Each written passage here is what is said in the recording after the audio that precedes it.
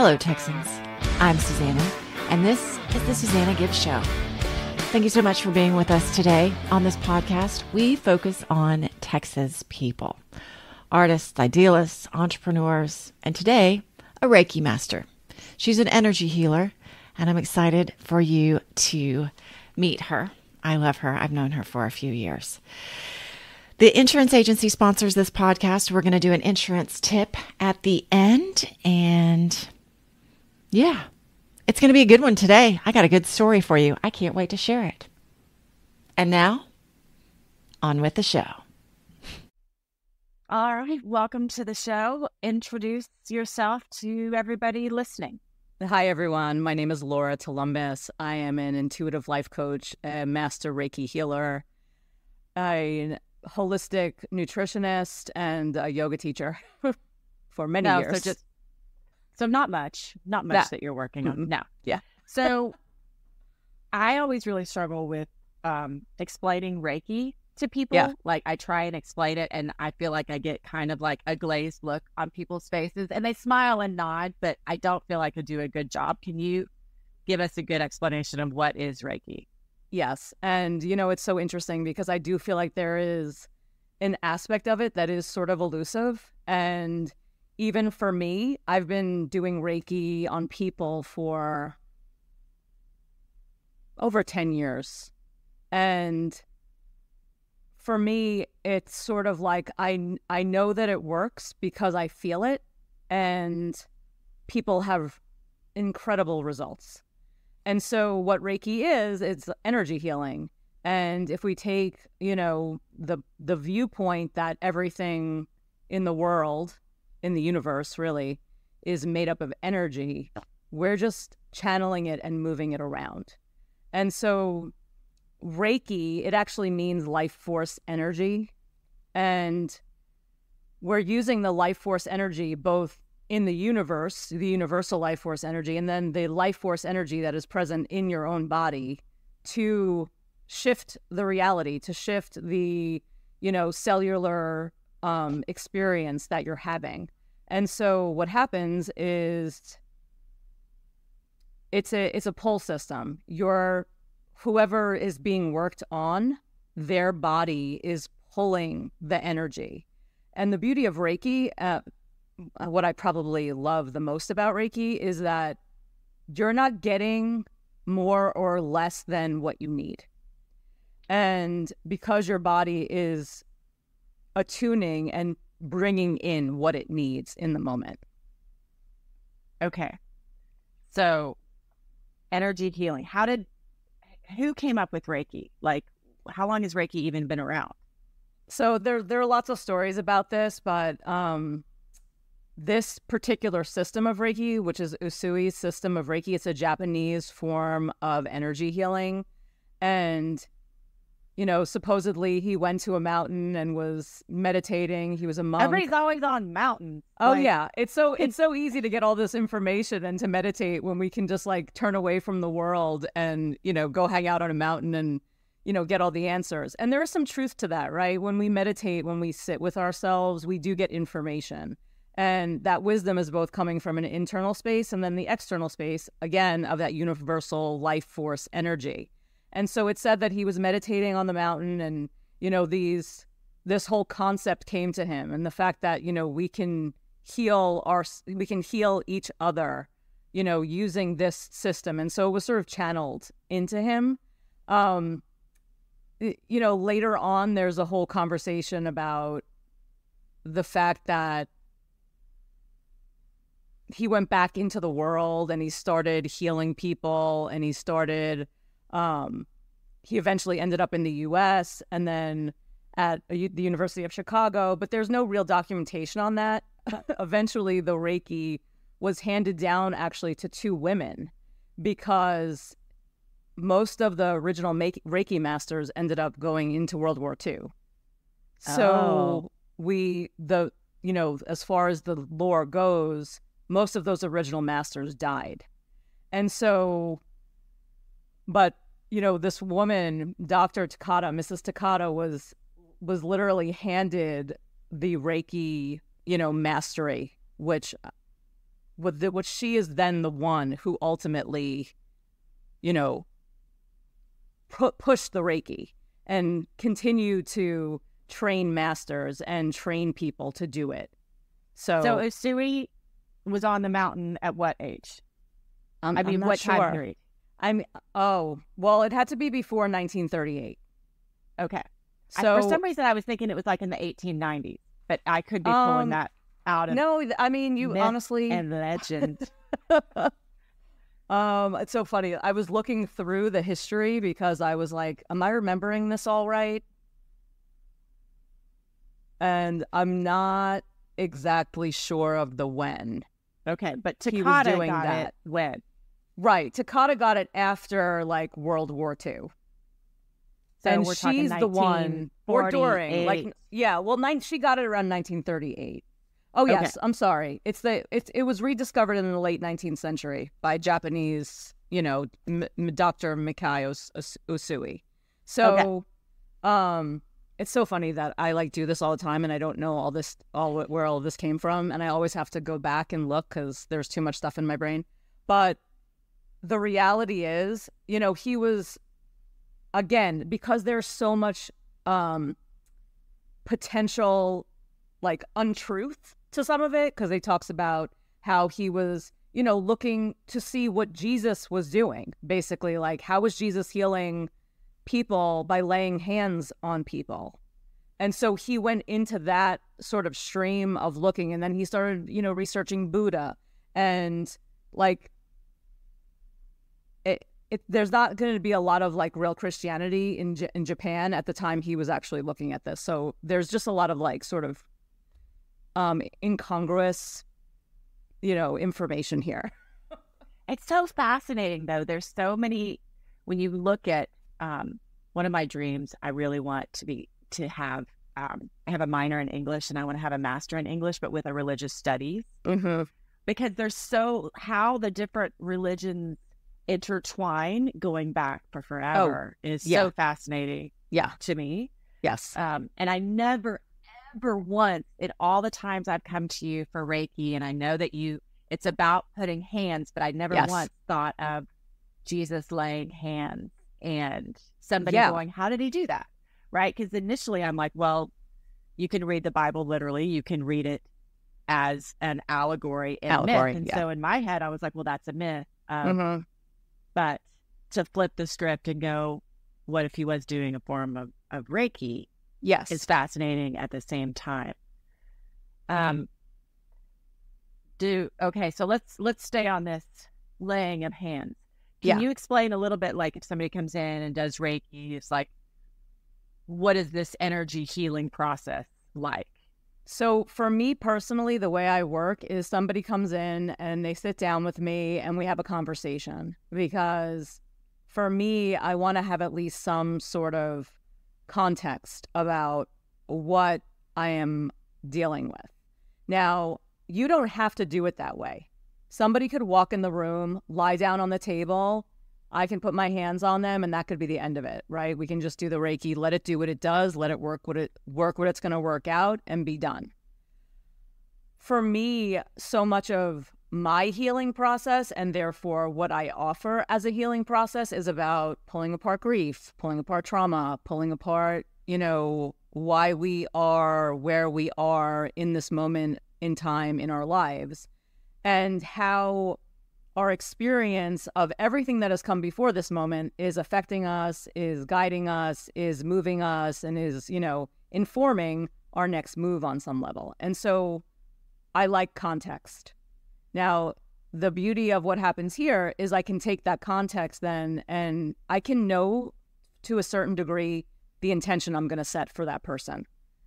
I'm going to know where they're coming from. I'm going to potentially be able to see their blockages. I'm going to potentially be able to see their physical pain, their energetic pain, their emotional pain, their spiritual pain.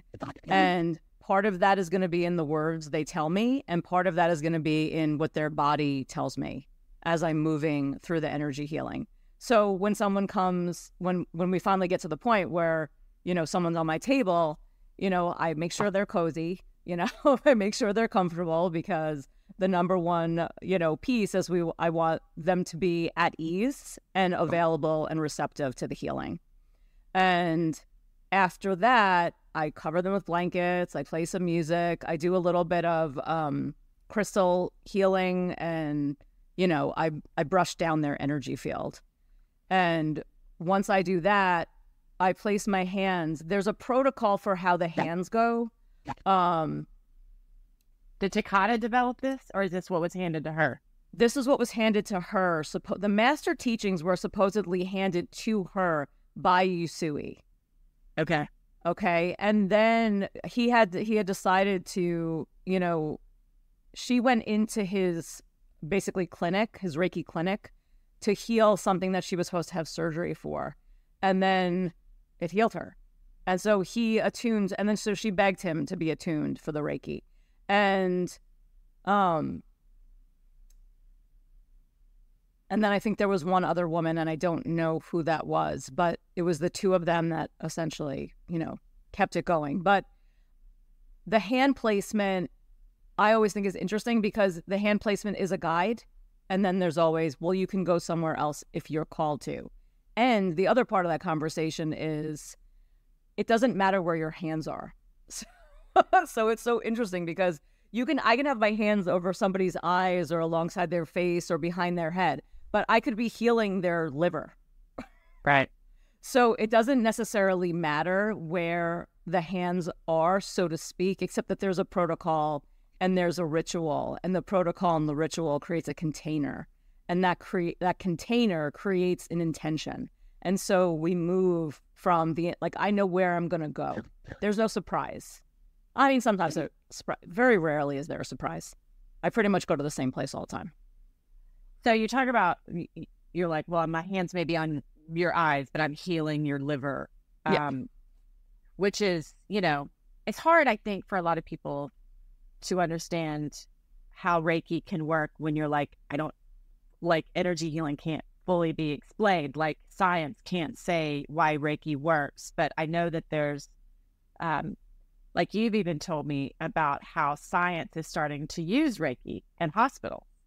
Yeah, Reiki is the most utilized form of energy healing in hospitals. And it's interesting that they would even accept it, right? So that on some level, they know it's real, right? And we go back to everything is made out of energy, and why wouldn't we be able to move it? And they've seen very dynamic differences in particular in heart patients who have had surgery, who have received Reiki and not received Reiki in their healing process. Now, and what happens when they receive it? That they just heal quicker. And so they heal more quickly. Now, for me, I'm like, well, I'm a skeptic. I actually do want proof, which is why it's really so funny that I do this on some level. But it also keeps me really honest and really grounded and down to earth. And I'm not going to pretend anything with anyone.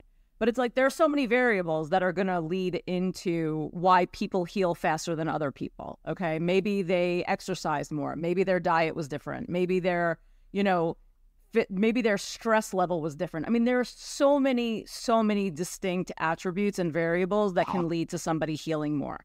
The other place they see big results is in Alzheimer's patients, that they see cognitive function increase. But there's also a conversation of, well, is it because they're being touched and they're getting attention, or is it because of the Reiki? I don't know. Yeah. I can't answer that question. So, because the unknown is so real. Now, what I will say is no matter what's going on, if you're lying down on my Reiki table and you're getting energy healing, you're giving your body space to do whatever it needs to do. And I think first and foremost and ultimately, we have to remember that our body knows how to heal. And if we don't, we forget that, because we've been so sort of indoctrinated with this idea of oh, well, if you have this, you better take this so you feel better. Oh, you have a headache. Okay, well, you better take an Advil or whatever. You know what I'm saying? Instead of going, oh, Why do I have a headache? Am I dehydrated? Do I have any muscular pain, neck pain? Did I eat? Like, there are so many questions. Did I sleep? There are so many questions that we can get to before we go to, let me take a pill. But in our society, we're not taught that. We're taught, go to the easy fix. Now, sometimes it's you can do all the right things. You can be hydrated, you can eat right, you can exercise, you can take care of your body, and you still might get a headache. And then if you've exhausted all those things, all those possibilities, then yeah, by all means, go for it. Take what you need to take. I'm not going to say I'm not anti-Western medicine. I believe that if they could work in tandem, we would be in such good shape. But do you have any stories of like I know you've had a few people. Do you have any story? Let me rephrase. Do you have any stories that you can share about really kind of positive results with Reiki? So I think some of the biggest results are, less anxiety, better sleep, a shift in perception or perspective, like because the body finally comes out of that fight or flight space, which I think is where unfortunately most of us are operating, that then you have a different outlook when you walk out of the room. I have had one very specific physical shift happen, and it was from one of my clients, pretty early on when I was doing this, and she had a surgery and they had overcut something. I always get this wrong. Let me just read this to you because I feel like it's better if I read her words and not just try to paraphrase it. So this is what she wrote me after her healing session. She wrote, "So I noticed I was feeling much more free and light and better able to breathe since my Reiki sessions with you. Just went to my 6-month cardiologist appointment yesterday, and she was blown away by reading my EKG. The AV node is no longer damaged. So supposedly the AV node in the heart was damaged. They overcut it. The junctional rhythm created as a result, so her heart rhythm was off, right? And it was really super aggravating to her. It was really hard for her to function. So as a result of the damage, the junctional rhythm created as a result of the damage was there on March 14th. Okay, she was wearing a monitor. So this is how she knows this. And completely 100% gone on March 15th. She and the electrophysiologist assumed the damage was permanent since it had been 5 months since the ablation. Neither one of them has any idea what happened. I do. Thank you, Laura." Oh my gosh. How now, cool what is I that? say to that, wait, say that again. I said, how cool is that? Yeah, it's amazing. Now, her body healed herself. It wasn't me. I'm just channeling the energy. I'm just open enough and receptive enough, and I've been attuned to it that I can receive it and move it. I honestly 100% believe everybody can do energy healing if they take deep intention in their heart and lay their hands on. I mean, that from little things oh, let me kiss your boo-boo as a mom, right? Or let me give you a hug. Those things are healing too. And part of it is because you're touch, and part of it is because it's comfort. And Reiki on some level is offering that same thing. But this blew me away when this happened, because I am such a firm believer. It's one of my core tenets. Your body knows how to heal. You just need to give it the space to do it. You just need to give it the space to process what you're experiencing. And it's not just physical. It's physical, mental, emotional, spiritual, energetic. It's all the layers of our being. So when she wrote that to me, I was like, it's good that I'm not, my ego is in check. Because, I mean, if you get a message like that, it's like, oh my God, you heal people. And I know full well that her body just was ready to heal. She was receptive enough to what was possible there. And her body pulled what it needed to heal that, arrhythmic heartbeat. And to literally repair the valve, which is so, I mean, for me still, I'm it's so insane. That's so cool. Yeah. Well, how can people find you if they want to find you? To learn more about Reiki or be healed and get their energy. So I have a website. It's lauratulumbas.com, Lauratulumbas.com. I'm on Instagram. I'm on Facebook. Someday I'll be on all of the other things, but haven't gotten there yet. And people can book sessions with me, straight through my website. They can also just text me and, ask a question or, that's probably the easiest way.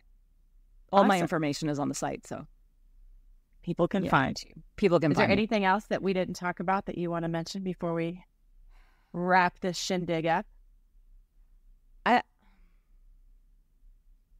I think if you can hold enough space around your healing experience to be open to receive this kind of energy healing, I think it's a great, way to go before you do other things. And if you're not open to it, if it's sort of like, it's too woo, then it's not for you. And that's okay. It's not for everybody. And our bodies can still receive it, even if we don't believe it. Like, you'll still get, like, if I have somebody on the table that doesn't really believe it's going to work, it'll still work, but it's not going to have the same impact. So, yeah. If you're curious and you want to check it out, by all means, I definitely highly recommend it. Very cool. Well, thank you so much for being with me. And we're going to do a 7-minute meditation for our Just Take 10, which technically should probably be a 10-minute meditation, but we got to have an opener and closer. So hang out with me and we'll get ready to do that. And that will be on next week's podcast. So perfect. Thanks. Thank you so much for having me. Oh, I'm so glad to see you. I feel calmer just having had her on the show. It's lovely. So, our insurance story of the week. Do you know the difference between opportunistic fraud and organized fraud? Opportunistic fraud is fraud that comes up and you just take advantage of the situation. Like, I'm in an auto accident and now I have back pain that I've actually had for a long time, but I'm going to get the insurance company to pay for whatever I need to get checked out, right? You just kind of use it at the time. Organized fraud, however, is a plan. It's going to involve multiple people. And I heard one from an insurance company that they had uncovered, and they were using different people who were slightly desperate. Maybe they were homeless or they were addicted, and they slipped and fell somewhere at a business. And the way that they uncovered it was they started to notice a pattern. It was the same doctors and the same attorneys, and that allowed them to focus in on figuring out how to break this ring. They had made $31 million from this scam. This costs you money, right? Because it causes raised premiums. It causes the businesses to have more, like it costs the businesses money because they had to deal with a fake slip and fall. So there you go. The difference between organized and opportunistic. Don't you feel better now? You're like, wow, I'm so much smarter. So glad I listened to this. Thank you so much for being with us today. Please go to our website, giveagencydallas.com, to connect with us. We love to hear from you. You can find us on all the socials, and there you go. Make sure to tune in to the Just Take 10 this coming week. She's going to do a meditation, which is really nice. I actually did it while she was recording it. There you go. Have a great day.